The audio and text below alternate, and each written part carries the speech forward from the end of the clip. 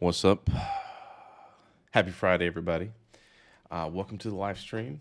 Glad that you could join me. Spend this Friday afternoon. It's been an interesting week.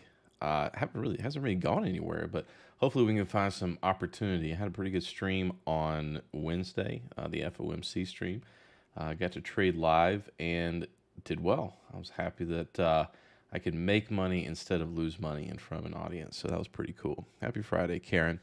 Uh, Greetings to my close friends over on Discord. I stream this every Friday. Discord, by the way, there's a link below. I have a community. I don't charge people for it like many do. I just like to talk about trading and bounce ideas off people as well as get ideas from people. I can't look at every single instrument, but I try. Also on TradingView. Love TradingView and YouTube. But, that's just what you do. I really like streaming TradingView much, much better.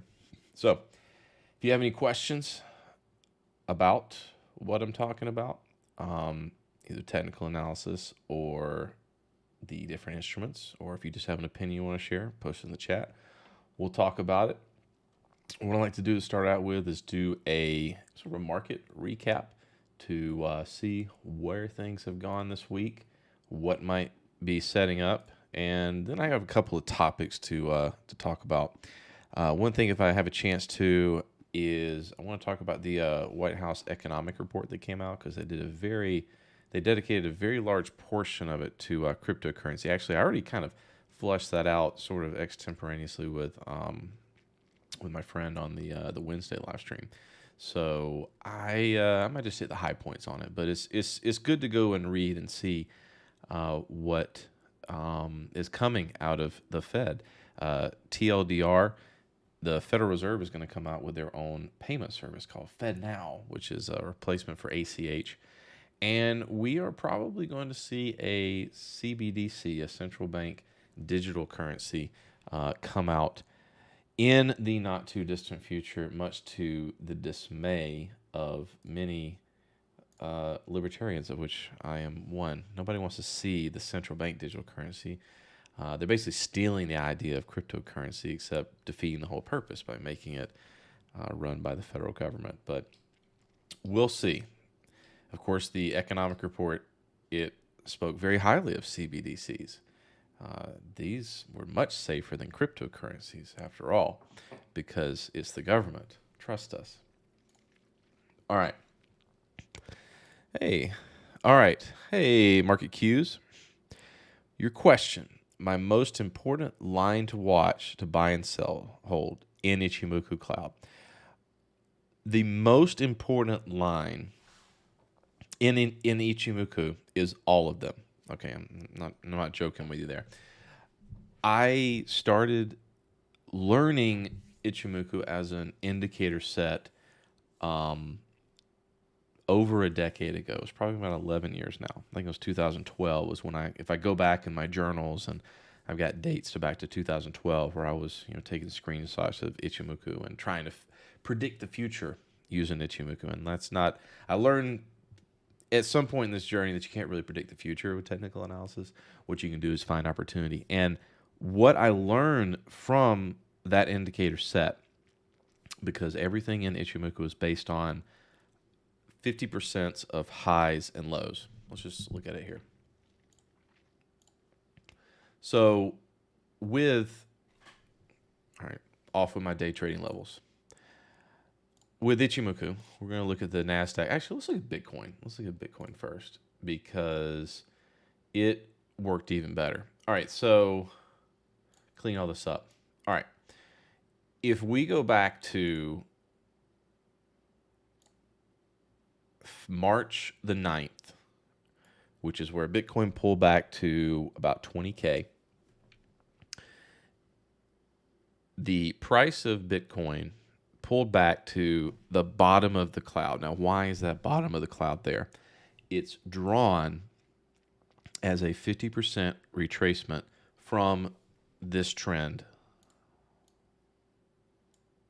So very often what you'll see in Ichimoku is the bottom of the trend, well, it's all the way back here because it's 52 bars, is going to be the bottom of that cloud. That cloud's going to kind of move up with price, and it's going to set up as that support. Now, also, the green line and the red line are also based on 50% levels, but it's on shorter time frames. And what you'll find is if we look here, this is the daily chart of Bitcoin. If we go to the weekly chart, the weekly Ichimoku chart, there our green line, let me zoom this in a little bit, is that 50% of the weekly. And so on different time frames, each of the lines in Ichimoku are drawing 50% retracement levels. And if there's one simple thing I trust, and this is why oftentimes you won't see me using Ichimoku on my charts, is because I like clean, I like it cluttered, or uncluttered. And just the simple drawing of the 50% retracement level is the level to look for. And just to show how transferable this is to everything, some news came out today, which was very helpful for me. I've been sitting in this trade for over a year now. So Activision Blizzard, hold on, let me look it up. Did I post it in my notes? Yeah, so Activision Blizzard shares jumped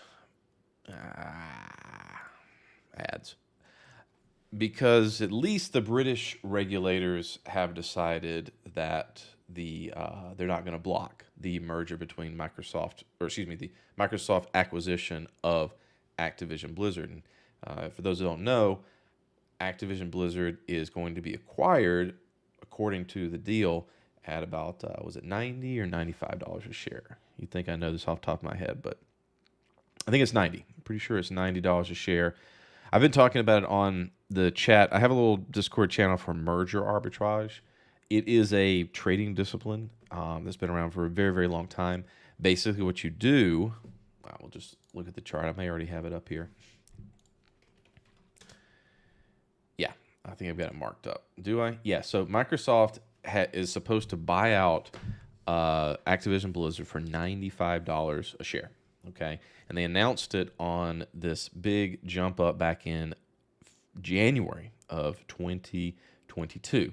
And so what happens is the stock price jumps up immediately because it's pricing in that buyout. And at that point, you only have maybe about 17% between the 81.31 at the close of this week and then that $95. But it's supposed to happen in June of this year, 2023. So what you do in a merger arbitrage situation, ideally, is you purchase the shares of the company that's going to be required and you just hold them. Your risk is that the acquisition doesn't go through, in which case you're left with the shares of the company. It's not necessarily a bad thing if you think the company is going to be strong, but it depends on many things. If the deal goes through, then the company that's going to be buying out the shares are going to pay you, the shareholder, $95 for each of your shares. So you're buying the shares for $80. You're going to sell them for $95. That's a 16% profit just for holding on to the position. And in the case, the reason I jumped into this was because I wouldn't mind owning Activision Blizzard, a gaming company, but I also wanted to play this as a merger arbitrage opportunity. And as I was willing to take on that risk. Plus, by doing it in February of 2022 with the expected date of June 2023, you get the benefit of long-term capital gains because it's over a year when you'll get bought out. And so you get the benefit of that. Now, that being said, going back to why I brought this up, this was going to be something I was going to talk about today, but a lot of people don't think you don't believe in technical analysis, and I don't blame you. I don't blame you because a lot of people come to technical analysis and they read a book on it and then they think they're going to predict the future and they're going to have a 100% win rate if they just get it right. That's not going to work. That's stupid. That doesn't work at all. In the case of Activision Blizzard, it's a merger arbitrage opportunity. So you don't need to use technical analysis on it. You just hold it through its trials and tribulations. Right now, the reason it hasn't gone up higher is because uh, congressional people that are, looking for things to do to act like they don't like corporations. There's a particular political party that tries to do that more than the other. And to ruffle some feathers, they're trying to block it. But I think it's probably going to go through. It's only going to create the third largest gaming company. So that being said, over the last year, there's been some FUD, fear, uncertainty, and doubt if this is going to go through. And what's fascinating to me is I just looked at it today. If you draw a 50% retracement from the low of December 2021 to that high that it jumped up to and just been patient, which I wasn't, I'm not saying that I was, but it's interesting to go back and look now and see that, oh, look, through all this FUD, the price that held, the optimal price, would have been 71.58, which was the 50% of that move up.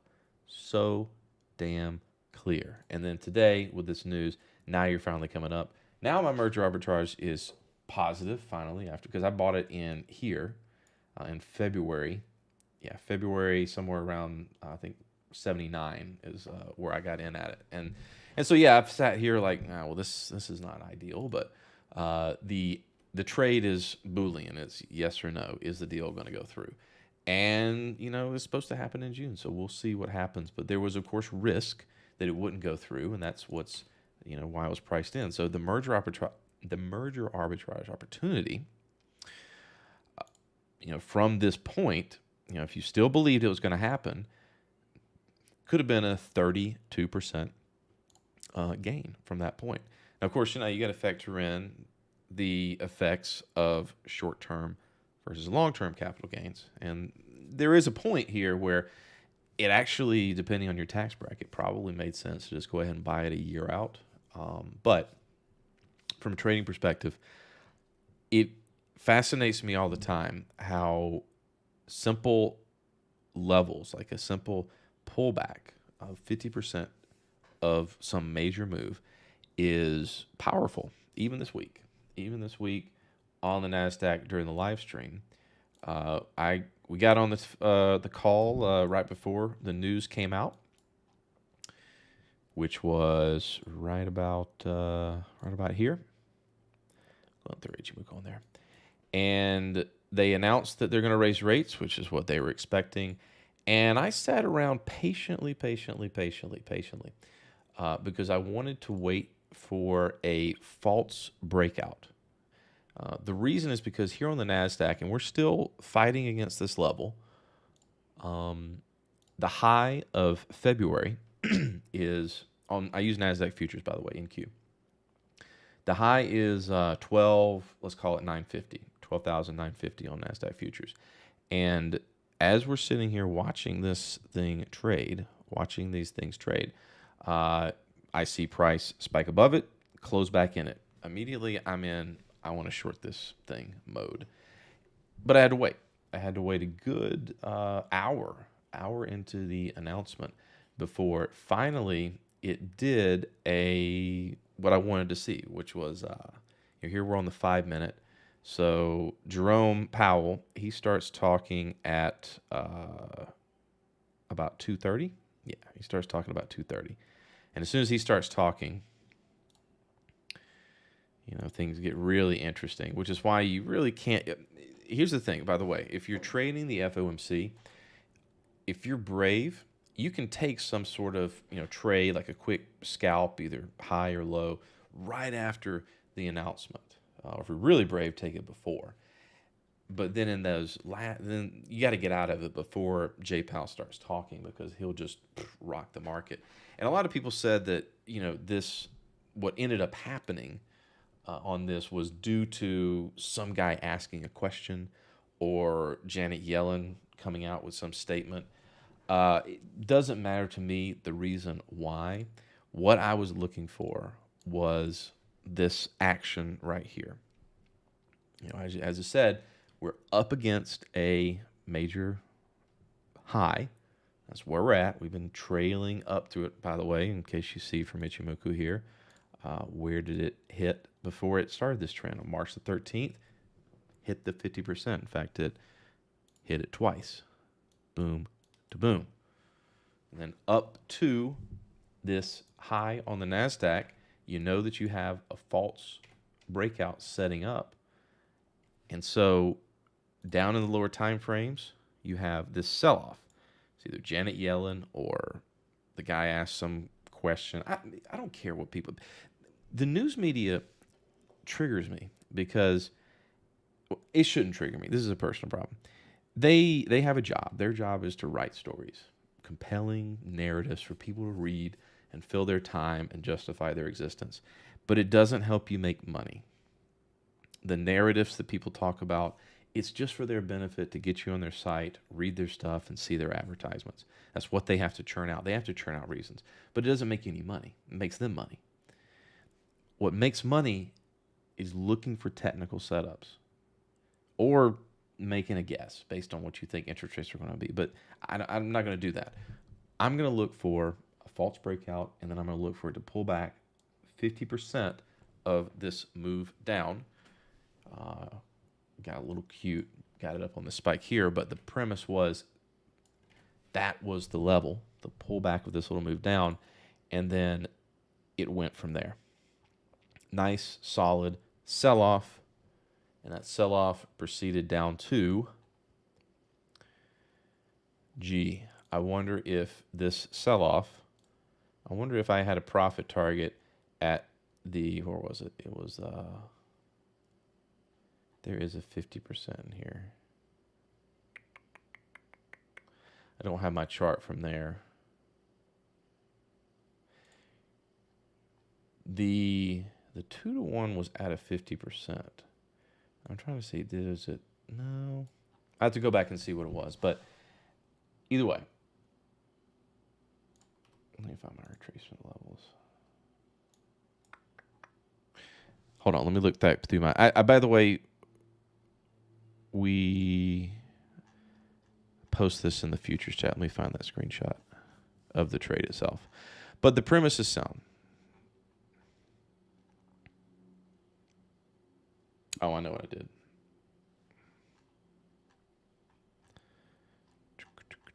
By the way, I've been ranting for a little bit. If you guys have questions or things to look at, just let me know.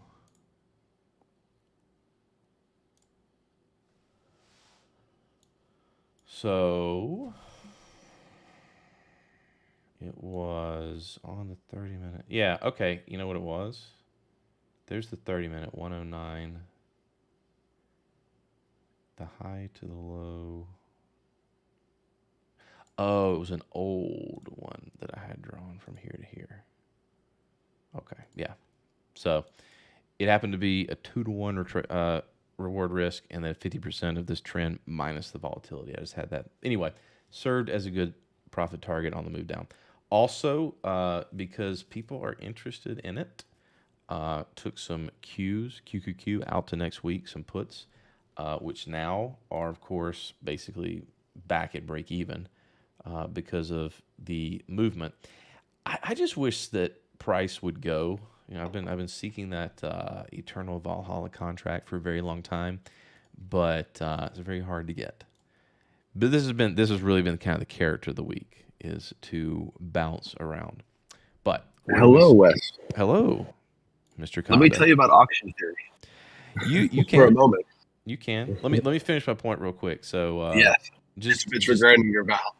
Yeah, I'll let me shoot my wad, and then I'll be done with NASDAQ, and then we'll hear about auction theory, because it probably does apply more to these kind of market conditions, does it not?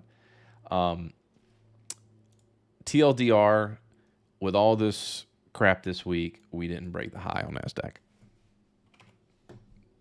That's my point. All right, let's see here. Whose voice soothes you, mine or J-Pal? Yours. Thank you. I will speak sweet. I didn't even listen to him talk. Yeah, no, I tried to back and forth too, but it's just kind of, I'd rather just watch the price action, honestly. So, all right, auction theory. Good. Let's talk about it. Teach me. Teach me, senpai. Too much for him. So, what we've really been seeing a lot, I'm gonna when I send you a thing to share, will kind of like illustrate this really well. But that's why it has been really hard to find that contract, because we've really just been ranging between all these different auction zones. And this is something that someone else posted not that long ago, but it really illustrates it well in your chatting Discord channel. And you can basically see how there's been the whole year 3 ranges that we've played in, and the boxes are just kind of generalized. But you can see how those like gaps between the zones create wicks in the candles. And so some of the best trades we've had, and you caught one of them on Wednesday, was when price tried to break out of one of these boxes and failed, right? So dead smack in the middle of that box there, between the one on the top and the one in the middle, is about 40.80, and that's where you traded NQ, but ES turned right there, right in the middle of that box, that kind of gap between the two auctions. So that was a look above and fail scenario. And then if you look at the bottom of that same box, which ends at 39.50, we did the exact same thing in the other direction today on ES, where we spiked down to like 39.30, and now we've traversed all the way back up to 4,000 again. So you can buy in this environment, you can buy and sell the extremes of these zones for like, sometimes it's intraday, but more often it's multi-day swings to the other side of the zone. Yeah. Right, because we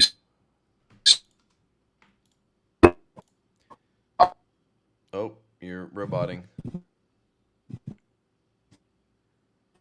Uh-oh, we lost you. I stopped. Oh, I said we're unlikely to break the auction. Are you driving? I'm driving, but I have 4 bars of 5G, so who knows? I'm in Florida. If that means anything. Don't wreck. Still enough good. No, I'm good. Okay. But yeah, but that's why this morning I got long this morning, not believing they would actually drop that into that next zone down. So we risk reward. And again, you took the same trade for a different reason on Wednesday at the top of the zone on NQ. Yeah. And you got the full traverse to the bottom. Those are really nice. Yeah, I left the environment, right? Yeah, I left the put on to try to get things longer, but I had this feeling that, well, I mean, it's just, we're not getting rewarded for holding on to long contracts. In fact, we really haven't ever in the history, you know. No. If anything, I've just kind of been taught to take profits, but that's fine, you know, to find a new trade every day. It's just, I'd rather just have one that sits. But, you know, even though theoretically you might one day be able to find something, even that, you got to consider, even if you were to get it, you know, somewhere here, it's still going to come back and make you nervous just a few days later. It's just, these are just ranges. I mean, you'd have to sit there and just be totally comfortable with a long period of time. Otherwise, it's going to come very, very, very close to taking you out of the position. Yeah, well, I agree. The only thing I would say in this current environment is that when we break kind of that current middle range to the downside, and I was sharing this in other chat a couple times. Anytime we're like 39.30, 39.50, I'm buying 2 month out, 3 month out, 10 delta calls, because I'm not convinced that we are going to break to the downside, right? I mean, this is not investment advice, but all the bad news and all the stuff that's been going on. So we haven't broke this. You're roboting a little bit. So I agree with you. If it was any other year, I would assume stonks go up. But I have to check myself to not get too influenced by the last year, because we had a bearish year, we had a bear market year. And so immediately your mindset kind of goes to, okay, well, maybe stock market may go down. But in any given year, you need to assume bullish. And if I can hear you now.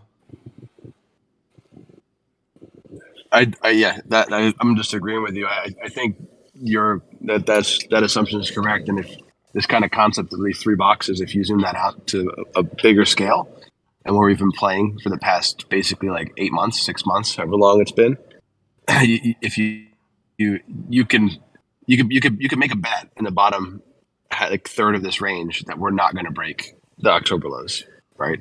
And that's why you might take Yeah. like a 10 delta call or Well, it's in, you know, and the way I would like anything to else. mesh that is, to search for, retracement levels, and it's interesting that, what was it, on the ES back on March the 13th, basically the bank FUD day, from Mm-hmm. Monday week ago, that pulled us back to another major level, which is that December auction range that we talked about.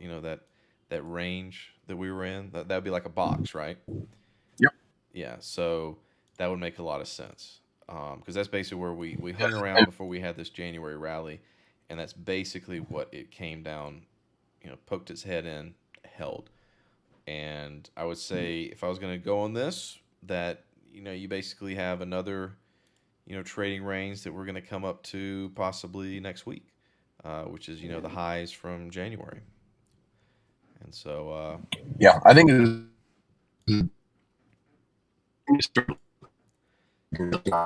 that's you're maybe the bias always. I think even yeah, last you roboted on all that, but I like the concept. I like that it works for you. Like, you clearly come up with your approach, and it makes sense, and you're able to execute on it. So that's what matters.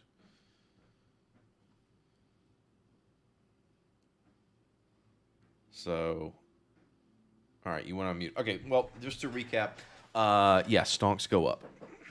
So, let's, while we're here,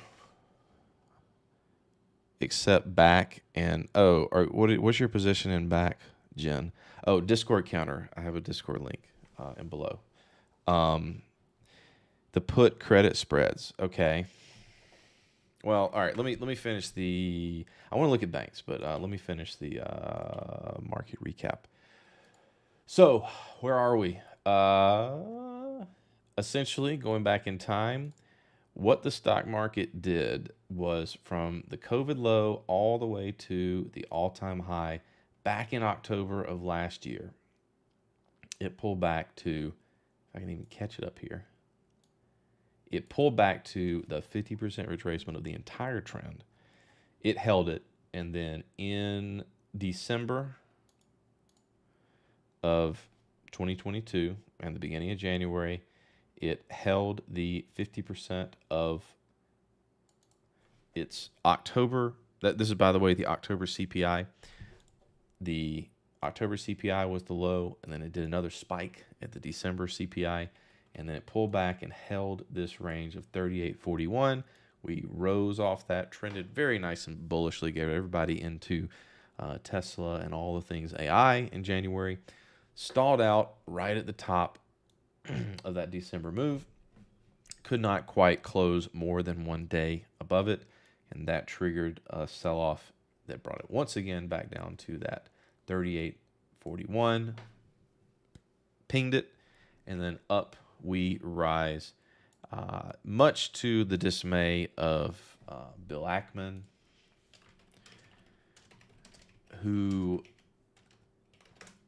I love Bill Ackman. I respect him.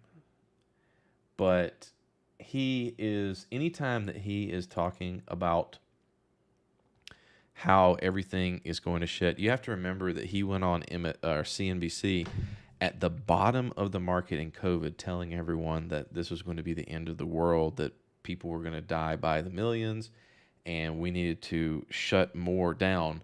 He happened to be in the trade of a lifetime, betting on exactly that to happen and get worse. And shortly after he did that appearance where he was stoking the FUD, he closed his position for, I think, $14 billion. He risked $50 million to make $14 billion for his hedge fund. And when he went public speaking about it, just like when he spoke about Herbalife, he was trying to talk his book. And so there's a lot of that going on right now. And the reality is that technically we hit a bottom with all that banking crap. I don't think we're going to actually see a bank run, and I don't think we're actually going to see the collapse of the US dollar in the next 90 days, as some people in the Bitcoin space have been sending me podcasts saying exactly that. I think in the case of Bitcoin, which we'll jump to, if these people had started talking about the collapse of the US dollar and how Bitcoin was going to be $1 million on March the 9th, when it hit 220K, I would have a lot more respect for them as a trader, but just respect in general for their opinion. But to come in here after a 17-25% rise off that level, which I made a post about and took it as an opportunity on that day because it was just a technical level, buying when it was the most uncomfortable to buy, I can't respect people coming in here with memes like, it's not too late, bro. When you have a big run like this and it starts to stall out, there was even an excellent trade, which I wasn't able to make because I was focused on equity futures, right there on the FOMC. Now, why does Bitcoin move on the FOMC, the interest rate decision? Why does it look just like the NASDAQ? Because they're still correlated. And that also brings me back to another point. Why did Bitcoin dip on these days? Why did it hit such a low on Thursday? It was because of the banking FUD. It was because of the general risk-off nature. If there is some catastrophic economic collapse, any kind of dollars thing, maybe in the long-term future Bitcoin will moon. But I tell you what's going to happen. The same thing that happened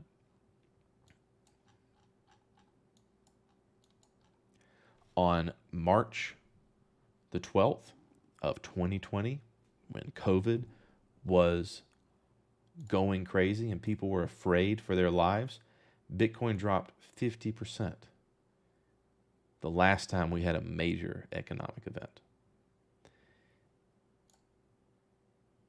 It doesn't make sense to me.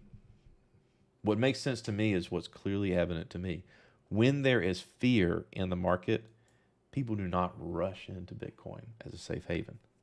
They'll buy it based on hype. And right now, on Twitter, all these bets of $1 million. See, you got to understand, this guy making this $1 million bet, what's his name?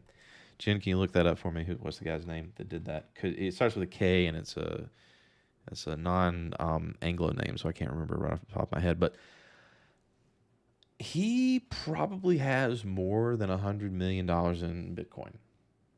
And so if he bets $1 million, and his Twitter campaign to talk about how people need to buy Bitcoin makes Bitcoin rise by 1%, he has won.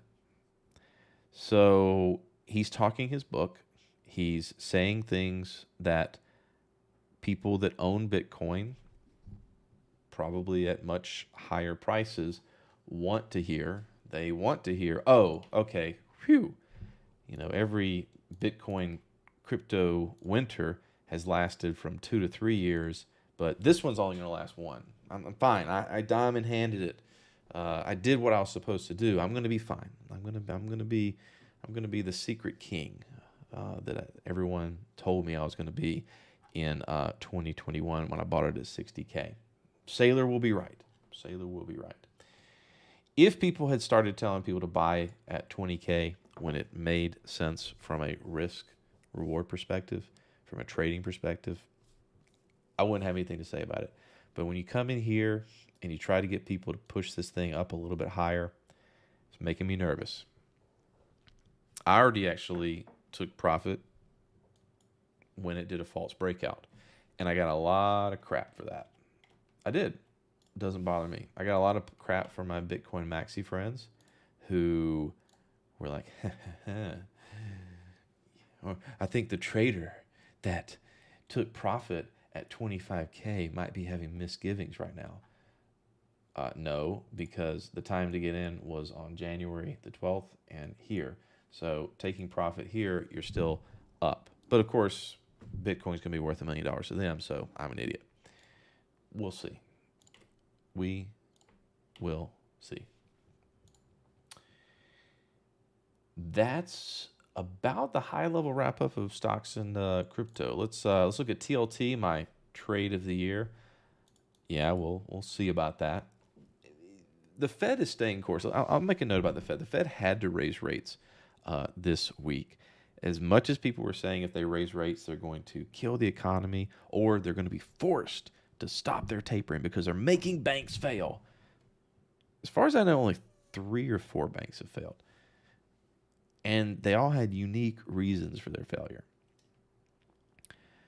As long as the Fed stays course and they raise 2 or I think probably 2 more times this year, that means that bond prices are going to start to level out. And I think TLT, there's still a bullish case for that. But again, this is why I didn't want people going out and taking, 7 DTE calls on TLT.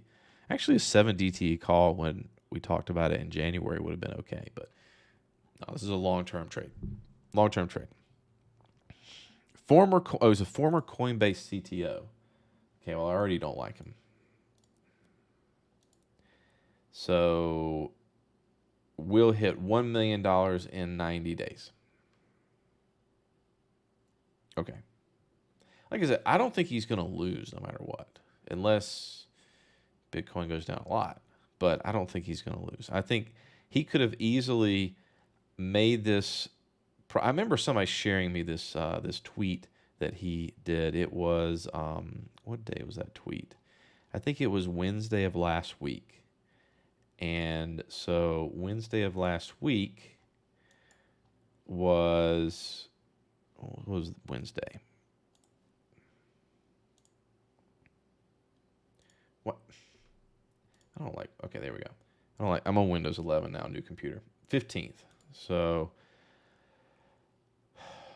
Wednesday the 15th, he said that. Yeah, and that prognostication got him to bust out an extra 14%. So if he has $100 million in Bitcoin and he makes a $1 million bet, if he lays out $1 million, he made $15 million. So it's a win for him no matter what. Now, is it going to be a win for the people that are trying to buy it after it has already had a big run? As I said in the live stream, here's me reading the tea leaves, okay? So, like all things, I'm going to look for 50% retracement levels on Bitcoin, and the optimistic scenario, and I don't say it's going to come here and then go to zero. That's not what I'm saying. I'm going to look at things from a trading perspective of risk and reward. And so there's either one of 2 levels that I will look at. Now, the first level that I think and I have thought that this trend can go up to is 32K. It is a very clear level in terms of it was around this range that we pulled back to in the summer of 2021. And so that was really the first, which, by the way, from the COVID low to that all-time high, that was this range in here that it pulled back to. All right, now I'm getting too many lines in here. So that ends up being the point here around 32,000 where I think it's reasonable to expect the price of Bitcoin, this trend to go. Now, is it going to be a straight line? No. What I would like to see is for possibly maybe a pullback to test the top of this range and then possibly go up to it given a little bit more time. That's what I would like to see. So I think there is going to be another opportunity to play it up to this level at some point in the future. That's what I'm looking for it to happen. You get a big move like this, it's going to come back. It's Bitcoin. It's volatile. It just is. And so you kind of have to wait. You have to wait at this point. And then we'll see what happens. We'll study it when it hits that level, But right now, you're kind of in no man's land. You need to either be in Bitcoin from the breakout in January, or you need to be in it from March the 9th, or else you're going to learn a valuable lesson about being patient. All right, let's check the chat. Hey, thanks, amateur. GG's. All right, let's see. Eros. I mentioned a while ago to check UBX USDT, or yeah, let's take a look. A lot of stuff has been doing very well. I've been getting a friend of mine, he really likes this XRD, which has not been doing very well. And then, of course, in this Bitcoin bullishness, this crypto bullishness we've had in the last few weeks from March the 9th, yeah, optimism has returned. And I'm starting to get a lot of messages from people like, hey, what do you think about this? Angie, I'll give you a meta next. UBX USDT. All right, let's take a look. So I'm glad you brought that up because I've been wanting to keep a track of these. So UBX USDT. You were one I was remembering that I couldn't remember offhand that we looked at a few weeks ago. And so I've been keeping up with some of these things that people ask me about. People come in and ask me to look at certain things, and everything is going to be different. But I think for last week, someone had me look at Big Bear AI, which I have this 50% drawn right here, and then it came up, pulled back to that same 50%, and now it's falling off. And I told people, look, it's done. So these pumps happen all the time. All right, now let's look at yours. So I've got these from where we drew it last time. What I probably told you was you had the first move up, pull back, held the 50%. That's good. The next leg, you were waiting for it to pull back, did not, broke the high, which is good. And that may have been the last time we looked at. No, I think we looked at it sooner than February. Yeah, I remember it because these things happen, and I get a lot of these questions. I want to help people, find actionable ways to trade these things. Okay, so I can't remember. This would have been 2 weeks ago. I've got this drawn, or would it have been in February? I'm not sure when it would have been because I've got lines up to here. But what I would look for here, if we were in February, I can't remember when it was, but just assuming that we were looking at here, we break above the high here. I've got a little spike indicator here, which makes me a little question about it. But either way, at some point, you get a break above it, and you're good to go. So the key thing is this. You had this high right here, all right? You get this bar, closes above it. That tells you that this thing can continue. So now we're in another leg, another phase of it. So let's just kind of update it a little bit. So where I would look at here, and let me just preface all this. Look, these things are driven by hype. They're driven by sentiment. They're driven by emotion. I can't tell you what people are going to feel, in a few days or a few weeks or a few months. But if you're going to look at this from, a risk reward standpoint, you want to try to get this on pullbacks, and you want to have some verification that the trend is going to do. The reason I talk about this is because I don't want people getting into, situations like this. Or I don't know if you remember this from, way back in the day when I was on other Discords, but there was this popular thing called C-pop that everyone got into because it popped, and we can't even see it now. I mean, there's probably some people. I've got an alert for $4 here, I think, for somebody's benefit, because it basically, that was the last point it came to. And as this thing's going up, people are very hopeful. A lot of people think, okay, well, if I buy at 140, how much lower can it go? Well, it can go to 80 cents, which is what it is right now. I mean, some of these things, especially in crypto, let's face it, they just die. Okay. So what you want right now is you've got this push up right here. I don't like that it broke. It couldn't hold the 50%. You know, it pulled back to 50%, which was also these highs. It gave you a little bit of a problem here, but you got back above it. You held it. It's okay. Now, what you need is you need big green bars. You need a big closing bar to break that high, and then you're good to go. What you don't want is this. Like, and this is where it comes down to a risk reward kind of thing. If you like the project, if you like the founders, if they have really good media, then stay in. It's fine. But if you're looking at it from a risk reward perspective, to keep you from becoming a bag holder of something, you want to make sure that it does that bar. But if it doesn't, if it comes up, spikes, and closes in it, and it comes back to, again, this key level of, point. I really hate have all these zeros. Why do you do this to me? I already have a hard enough time with math. If it comes back to point 0.000 four zeros 5425, and it can hold here and go up, then you're going to kind of range.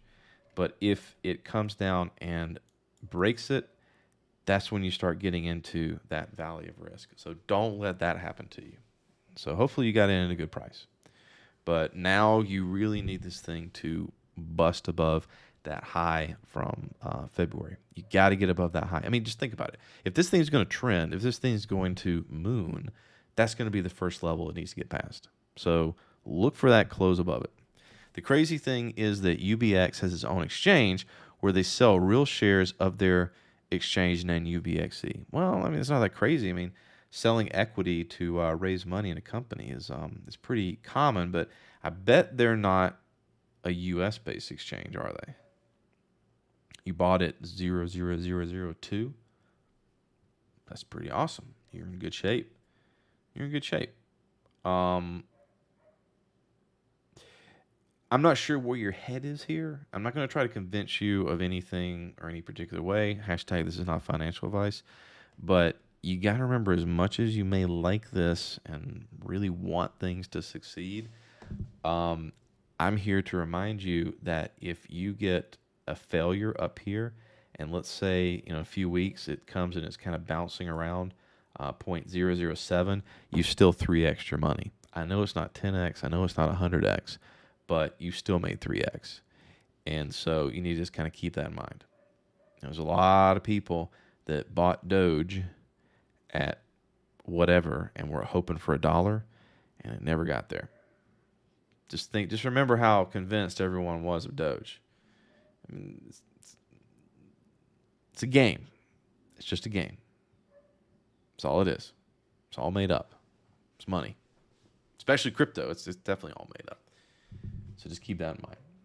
All right, Meta. Let's look at Meta. No, I don't want crypto. So the meme from last year was, how much lower can Facebook go? Well, this year it is, how much higher can it go? So one of the key things about Facebook that kept me from buying it on the way down, there's a couple things. So I think they were still Facebook at the time, from the COVID low to the all-time high, when you had that really dismal earnings announcement happen here, it was so far below the 50% level. Like, in other words, if you're going to have a bad earnings, it should have come to this 260 and then, held. But a lot of people were coming in here when it was, here, it was like, oh, and I remember reading on social media and, different chat groups that I'm in, how much lower can it go? Surely it can't go lower. That got my contrarian spidey senses tingling that, whoa, this thing is going to go lower because everyone thinks it can't. Thank you, Persephone. And so, yeah, I mean, that's one of those non-technical, anecdotal, but damn it if it doesn't work a lot kind of thought processes. When people say, everyone says it can't go lower, that's going to make me think it's going to go really low. And do I have a post about that? Hold on. Let me search my post. Give me a second here. I think I probably I know I spoke very often about see Meta and maybe Facebook. No, hold on. F. Okay, hold on. Let's see.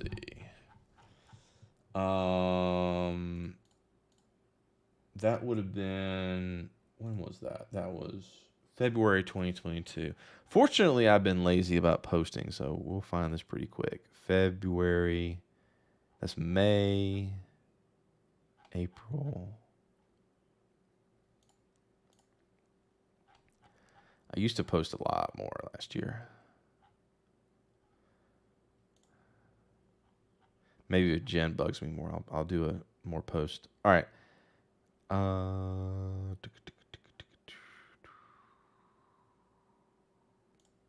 Me trying to warn people. Here we go.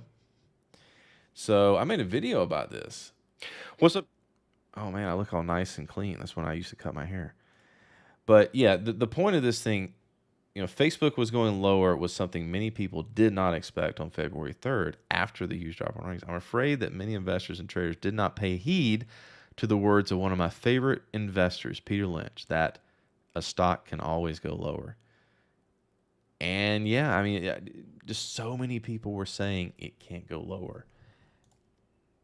Yeah, that's a good reminder of that. Anyway, eventually though, what goes down must go up. Actually, that's not true. They didn't go out of business. But, ooh, wow. Okay, so I didn't even look at this. A lot of people bought it at 240, 220, thinking they were getting a great deal. I mean, you got to remember, this was early 2022, okay? 2021, it was almost ancient history now, but we had a higher we had a higher high every month on the S&P 500. Every 12-month high was higher than the last one. That had never happened in the history of the stock market. I checked for myself. So we literally had, in one metric, the most bullish year in history in 2021. And so coming in February of 2022, when it pulls back a little bit, opportunity, huh? Well, gotcha.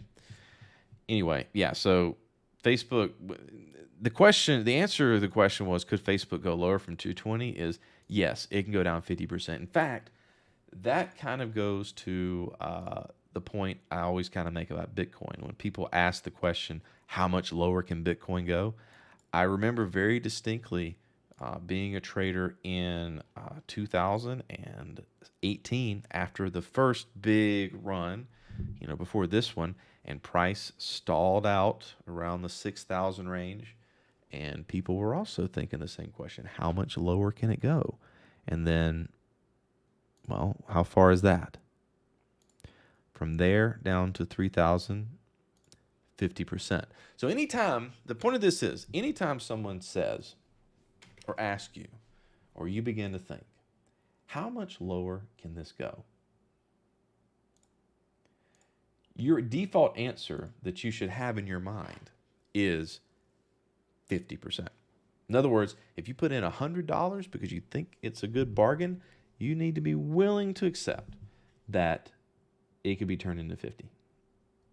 Never think that there's anything. In fact, in the case here, from that earnings report to the low of November, is a 63% haircut that people took in what they bought at that price. Now, present time, eventually you got everybody to quit hating on the Zuck. So, what am I going to do? Same thing for everything else.